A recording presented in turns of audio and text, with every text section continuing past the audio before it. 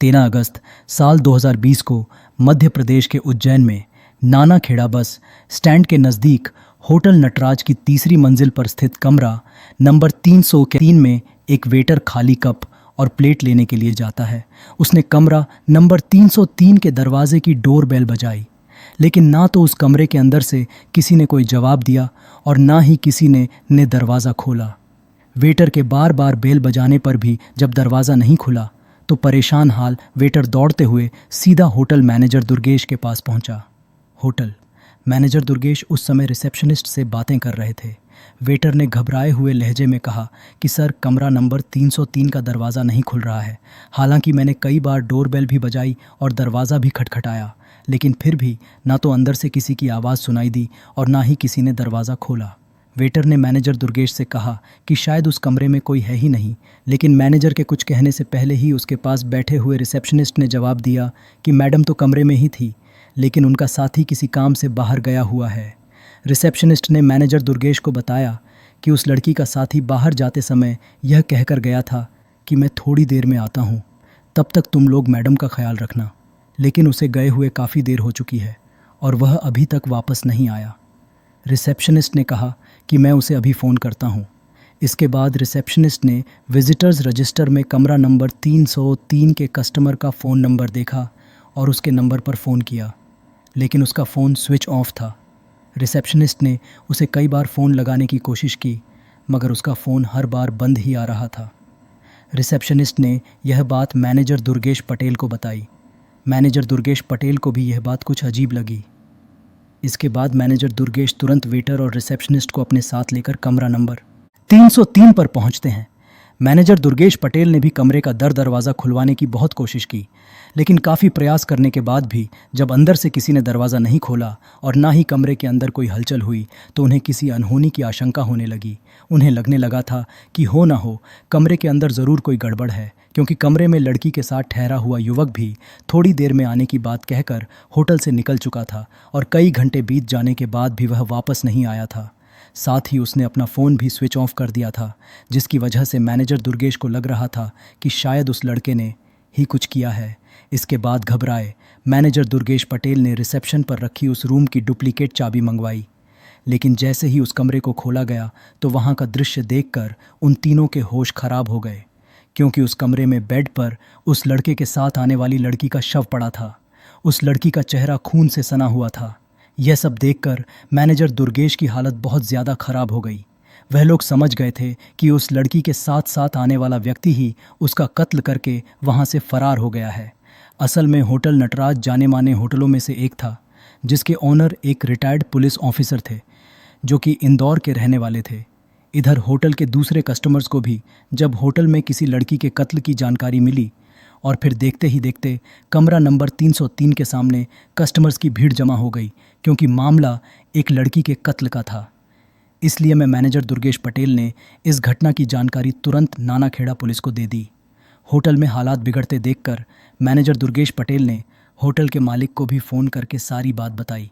सूचना मिलते ही नानाखेड़ा पुलिस की टीम भी तुरंत होटल नटराज के कमरा नंबर 303 पर पहुंचती है, लेकिन वहां का मंजर इतना भयावह और खौफनाक था कि पुलिस वाले भी घबरा गए। हालांकि वहां के हालात को देखकर पुलिस भी समझ गई थी कि यह मामला कत्ल का है, इसलिए पुलिस ने घटनास्थल की बारीकी से जांच करनी शुरू कर दी। जांच के दौरान पुलिस वालों ने देखा कि जिस लड़की का शव बेड पर खून से सना हुआ पड़ा था, उसकी उम्र करीब 20 से 22 साल के आसपास थी। देखने से वह किसी सामान्य परिवार की लगती थी, लेकिन उस लड़की को बड़ी ही बेरहमी से कत्ल किया गया था। इसके बाद पुलिस होटल के स्टाफ से भी पूछताछ करती है। होटल मैनेजर दुर्गेश पटेल ने पूछताछ के दौरान पुलिस को बताया कि यह लड़की जिस लड़के के साथ यहाँ आई थी, उसकी उम्र लगभग 23 या 24 साल की के आसपास थी। दुर्गेश ने आगे बताया कि जब यह लड़की उस लड़के के साथ होटल में आई थी तो उस समय इसके कंधे पर एक कैरी बैग था। देखने से ऐसा लगता था जैसे यह किसी कॉलेज की स्टूडेंट हो। मैनेजर दुर्गेश ने बताया कि उन दोनों ने होटल में शाम तक रहने के लिए कमरा बुक किया था। कमरा बुक करते समय उन्होंने खुद को पति पत्नी बताया था। इसके बाद वह दोनों कमरा नंबर 303 में चले गए थे। रिसेप्शनिस्ट ने बताया कि फिर करीब 1.5 घंटे के बाद वह लड़का यह कहकर होटल से बाहर निकला था कि वह किसी काम से बाहर जा रहा है। मैडम अंदर ही आराम कर रही है, तुम उनका थोड़ा ध्यान रखना। लेकिन उसके जाने के कुछ समय बाद जब एक वेटर नाश्ते और चाय की प्लेट लेने कमरा नंबर 303 में गया तो लड़की ने दरवाज़ा नहीं खोला, जिसकी वजह से होटल के मैनेजर ने कमरे की दूसरी चाबी मंगाकर दरवाजे को खोला था। इसके बाद पुलिस ने उन दोनों का नाम और एड्रेस पूछा तो मैनेजर दुर्गेश पटेल ने विजिटर्स रजिस्टर लाकर पुलिस के सामने रख दिया। पुलिस ने उस रजिस्टर में उन दोनों लड़का और लड़की का नाम और पता चेक किया। वैसे तो आमतौर पर इस तरह की वारदात करने वाले लोग अपना नाम पता सही नहीं लिखवा, लेकिन यहाँ पर ऐसा नहीं था क्योंकि उन दोनों ने होटल में अपना नाम और एड्रेस बिल्कुल सही बताया था, जिसमें लड़की का नाम तनु परिहार जबकि लड़के का नाम सुभाष पोरवाल लिखा हुआ था। इसके बाद पुलिस उन दोनों के परिवार वालों को इस वारदात की जानकारी देती है और उन्हें तुरंत होटल नटराज में पहुंचने को कहती है। इस दुखद घटना की खबर मिलते ही उन दोनों के परिवार आनन फानन में होटल नटराज पहुंचते हैं। लेकिन जैसे ही तनु परिहार के परिवार वालों की नज़र अपनी बेटी के शव पर पड़ी तो वह लोग दहाड़े मार मार कर रोने लगे। उन लोगों का रो रो कर बुरा हाल था, क्योंकि जिस तनु परिहार का कत्ल हुआ था वह घर की सबसे बड़ी बेटी थी। खैर, किसी तरह पुलिस और होटल के स्टाफ ने तनु के घर वालों को संभाला और उन्हें तसल्ली देकर चुप कराया। इसके बाद पुलिस ने तनु के शव का मौका मुआयना किया। तनु का शरीर बुरी तरह जख्मी था। उसके गले पर एक निशान, जबकि उसके पेट पर 3 गहरे घाव के निशान थे जो किसी तेजधार हथियार से किए गए थे। छानबीन करने के बाद तनु परिहार के शव को पोस्टमार्टम के लिए हॉस्पिटल भेज दिया गया। इसके बाद तनु की मां आशा देवी की तहरीर पर सुभाष पोरवाल के खिलाफ कत्ल का मामला दर्ज करके आगे की जांच शुरू कर दी गई। तनु के परिवार वालों से पूछताछ करने के साथ ही पुलिस ने सुभाष के मोबाइल नंबर को भी सर्वलांस पर लगा दिया था। जनता और मीडिया के प्रेशर की वजह से पुलिस भी तेज़ी से इस मामले की जांच करने में जुट गई थी और फिर साइबर सेल की मदद से मात्र 21 घंटे के अंदर ही सुभाष की लोकेशन का पता लगा लिया जाता है। उसकी लोकेशन आगरा में पाई गई थी। इसके बाद नानाखेड़ा पुलिस ने आगरा पुलिस की मदद से सुभाष पोरवाल को अरेस्ट कर लिया और फिर उसे नानाखेड़ा पुलिस स्टेशन लाकर उससे कड़ाई से पूछताछ की गई। दरअसल सुभाष शुरू से ही बिगड़ैल और आवारा लड़का था। उसने बड़ी मुश्किल से 10th क्लास पास की थी। इसके बाद सुभाष ने भी अपने पिता आत्माराम पोरवाल की तरह ही ऑटो रिक्शा चलाना शुरू कर दिया। सुभाष न्यू इंदिरा नगर कॉलोनी में रहता था। उसके घर के सामने ही तनु परिहार भी अपने परिवार के साथ रहती थी। तनु के पिता की मृत्यु हो चुकी थी। उनके परिवार में उसकी मां आशा देवी और उसके 2 छोटे भाई थे। घर का खर्च चलाने के लिए तनु की मां आशा देवी एक छोटी सी किराने की दुकान चलाती थी, यानी उनके घर की आर्थिक स्थिति ज़्यादा अच्छी नहीं थी। अपने 3 भाई बहनों में तनु सबसे बड़ी थी। उसके पिता की मृत्यु तभी हो गई थी जब तनु बहुत छोटी थी। इधर पति की मौत के बाद बच्चों की परवरिश की जिम्मेदारी मां आशा देवी के कंधों पर आ गई थी, जिसे उन्होंने बहुत अच्छे से निभाया था। आशा देवी ने मेहनत मजदूरी करके अपने सभी बच्चों को अच्छी शिक्षा दिलाई थी। उनकी बड़ी बेटी तनु बीकॉम 2nd ईयर की छात्रा थी। तनु परिहार एक सुंदर और मिलनसार स्वभाव की लड़की थी। क्योंकि तनु और सुभाष के घर आमने सामने ही थे, इसलिए वह दोनों एक दूसरे को देखते हुए और एक साथ बड़े हुए थे। लेकिन जब तनु ने जवानी की दहलीज पर कदम रखा तो सुभाष मन ही मन तनु से प्यार करने लगा। सुभाष तनु के प्यार में इतना पागल था कि वह तनु से बात करने के लिए, उसके करीब आने के लिए अपने ऑटो का भी इस्तेमाल करता था। असल में जब तनु कॉलेज जाने के लिए घर से निकलती थी तो सुभाष पहले से ही अपना ऑटो लेकर उसके इंतज़ार में खड़ा रहता था। वो तनु को अपने ऑटो में बैठाकर उसके कॉलेज ले जाता और फिर उसे कॉलेज से वापस लेकर भी आता था। सुभाष तनु को उसके घर के करीब छोड़ देता था। उधर तनु भी अब धीरे धीरे सुभाष से प्यार करने लगी थी। इसके बाद उन दोनों को जब भी मौका मिलता तो वह दोनों एक साथ घूमने फिरने भी जाने लगे थे। समय के साथ साथ उन दोनों का प्यार परवान चढ़ता रहा। वो दोनों एक दूसरे के साथ शादी के सपने देखने लगे। सुभाष तनु को ऐसे सपने दिखाता कि तनु भी उन सपनों में खो जाती थी। वो दोनों शादी करके अपना घर बसाना चाहते थे। इसके बाद घटना से 1 महीना पहले उन दोनों ने कोर्ट मैरिज कर ली। इसके बाद 23 जुलाई को चिंतामण गणेश मंदिर जाकर उन दोनों ने पूरे रीति रिवाज के साथ शादी कर ली। इस तरह सुभाष और तनु शादी के बंधन में बंध गए थे। यहाँ तक तो सब कुछ ठीक था, लेकिन जब इस शादी के बारे में अपने घर वालों को बताने का समय आया तो सुभाष ने बिना झिझक इस बात की जानकारी अपने परिवार वालों को दे दी। उसके परिवार वालों ने उन दोनों की शादी को स्वीकार भी कर लिया था, लेकिन इधर साहस ना जुटा पाने के कारण तनु ऐसा नहीं कर पाई। प्यार की भावनाओं में बहकर उसने सुभाष से शादी तो कर ली थी, लेकिन अब उसे बहुत पछतावा हो रहा था, क्योंकि अब उसे अपनी माँ का प्यार और पिता की मृत्यु के बाद उसके लिए उसकी माँ का जीवन भर का संघर्ष उसे याद आ रहा था। अपनी माँ की कुर्बानियों के सामने ने तनु को अब सुभाष का प्यार कम लग रहा था। उसकी माँ ने उन तीनों बहन भाइयों को बहुत कठिनाइयों से पाला था। इन सब चीज़ों को देखकर वह अपनी माँ से धोखा नहीं करना चाहती थी, इसीलिए उसने शादी का यह राज अपनी माँ से छिपाए रखना ही सही समझा। लेकिन इधर अब सुभाष से बर्दाश्त नहीं हो रहा था, क्योंकि वह तनु के साथ शादीशुदा जीवन गुजारना चाहता था। इसलिए वह तनु पर साथ रहने के लिए दबाव बनाने लगा। लेकिन जब शादी के बाद भी तनु उसके साथ रहने के लिए तैयार नहीं हुई तो सुभाष के सब्र का बांध टूट गया। उसने तनु के खिलाफ एक खतरनाक प्लान बनाना शुरू कर दिया।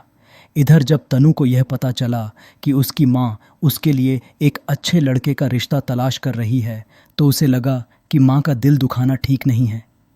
लेकिन जब सुभाष को पता चला कि तनु की माँ तनु के लिए लड़का तलाश कर रही है तो उसे तनु पर और भी ज़्यादा गुस्सा आने लगा, क्योंकि तनु जब पहले ही उसके साथ शादी कर चुकी थी तो फिर वह किसी और से दूसरी शादी कैसे कर सकती थी। इसके के बाद सुभाष ने तनु को समझाने की बहुत कोशिश की। वह तनु के सामने हाथ जोड़ता है, उसकी मिन्नतें करता है और उसे अपनी शादी का वास्ता भी देता है, लेकिन तनु सुभाष की कोई भी बात सुनने के लिए तैयार नहीं थी। 13 अगस्त यानी घटना वाले दिन सुभाष का मन बहुत उदास था। वह एक बार तनु से मिलकर उसका आखिरी फैसला सुनना चाहता था। उस दिन सुभाष ने यह भी तय कर लिया था कि अगर इस बार भी तनु ने उसके साथ रहने से इनकार किया और अगर तनु ने किसी और से शादी करने की बात कही तो वह उसे ख़त्म कर देगा, क्योंकि वह चाहता था कि अगर तनु उसकी नहीं हो सकती तो फिर किसी और की भी नहीं हो सकती। इसके लिए सुभाष ने होटल नटराज को चुना। होटल नटराज में कमरा खाली है या नहीं, यह जानने के लिए उसने अपना नाम विकास बताकर पहले होटल के मैनेजर दुर्गेश पटेल से बात की। इसके बाद सुभाष ने तनु को मैसेज करके कहा कि तुमसे कुछ ज़रूरी बात करनी है। उस दिन तनु ने भी सोचा कि आज सुभाष से मिलकर वह इस मामले को ख़त्म कर देगी। इसके बाद तनु ने अपना कोचिंग बैग और एक पानी की बोतल उठाई और अपनी माँ से कोचिंग जाने की बात कहकर वह सुभाष से मिलने के लिए चली गई। इधर सुभाष ने एक दिन पहले ही मार्केट से जो चाकू खरीदा था वह उसे लेकर तनु से मिलने के लिए निकल गया। इसके बाद वह तनु को उसके घर के सामने से ही अपने ऑटो में बिठाकर उसे होटल नटराज ले गया। वहाँ उन्होंने होटल में एक कमरा बुक किया। फिर वह दोनों कमरा नंबर 303 में चले गए। कमरे में पहुंचकर सबसे पहले सुभाष ने चाय और नाश्ता मंगवाया। चाय पी के दौरान ही सुभाष ने तनु के साथ फिर से अपनी शादी को लेकर बात करनी शुरू कर दी। लेकिन बात करते करते उन दोनों में बहस होने लगी और यह बहस इतनी ज़्यादा बढ़ जाती है कि उन दोनों में झगड़ा शुरू हो जाता है। जहां तनु अपनी शादी को लेकर अपनी मां के फैसले को आखिरी फैसला बताते हुए अपनी बात पर अड़ी हुई थी, वहीं सुभाष भी गुस्से में आकर कहता है कि जब तुम मेरे साथ 2 बार शादी कर चुकी हो तो फिर तुम तीसरी बार किसी और से शादी कैसे कर सकती हो। तनु सुभाष को समझाते हुए कहती है कि वह शादी हम दोनों की बहुत बड़ी भूल थी। तनु ने सुभाष से कहा कि अब मैं अपने परिवार के खिलाफ नहीं जा सकती, क्योंकि मेरी माँ ने मेरे पिता के बगैर बहुत मुश्किल से हमारी परवरिश की है। तनु ने कहा कि मैंने पहले ही अपनी माँ से छुपकर तुमसे शादी करके बहुत बड़ी गलती की है, लेकिन अब मैं तुम्हारे साथ रहकर दोबारा गलती नहीं करना चाहती। तनु ने कहा कि मैं अपनी माँ को और दुखी होते हुए नहीं देख सकती, इसलिए अपनी माँ की पसंद के लड़के से ही शादी करूँगी। लेकिन यह बात सुनकर सुभाष भड़क जाता है। सुभाष का चेहरा गुस्से से लाल हो गया था। उसने कमरे में टहलते हुए तनु से कहा, तो क्या हम दोनों एक दूसरे को भूल जाए। इस बात पर तनु ने गर्दन झुकाते हुए कहा कि हाँ सुभाष, हम दोनों के लिए यही ठीक रहेगा। लेकिन सुभाष ने चाकू निकालते हुए तनु से कहा कि तुम मेरी थी और मेरी ही रहोगी। इतना कहते ही सुभाष ने तनु का गला रेत दिया। वार इतना तेज था कि तनु की आधी गर्दन कट गई। तनु चीखते हुए बेड पर गिर पड़ी। उसके बेड पर गिरते ही सुभाष ने उसके पेट पर भी गिर तड़पती रही और फिर उसका शरीर हमेशा के लिए शांत हो गया।